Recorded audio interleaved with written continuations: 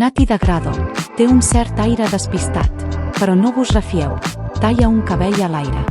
Tot i que sí, que pel demés vos en podeu refiar perquè és un tros de pa. Fa molts d'anys que ens coneixem, arran de la seva col·laboració a Portula, comentant mensualment algun conte o obra de literatura per a infants o joves. Però no únicament ha fet això, ressenyes de llibres i contacontes.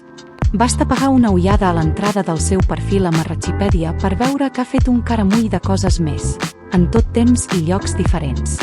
En aquest aspecte diria que és una tot terreny, un tant bohèmia i, a estones, amb aparença d'hippie actual.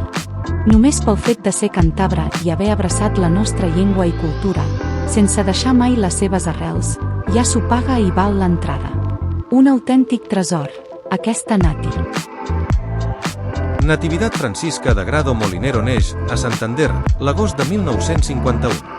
El 1977 es casa amb Joan Bausabost, de Marratxí. Tenen dues filles. Viuen alternant entre el Pont d'Inca i Santander.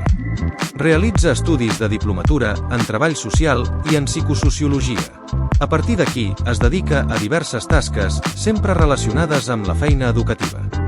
Quasi sempre treballadora autònoma. Ha viatjat bastant, per les Balears i Pitiüses, per la península Ibèrica, inclòs Portugal i les seves illes, Madeira i les Açores. Ha estat a New York, Perú, Argentina, Uruguai, Xile i les seves illes de l'arxipèlag de Chiloé. També al Brasil, França, Polònia, Itàlia comptant Sicília, el Marroc, Mauritània. Les seves principals aficions són lectura, cinema, bicicleta i les activitats reivindicatives. Com a qualitats personals, destaquen la perseverància i la realització de feina en equip.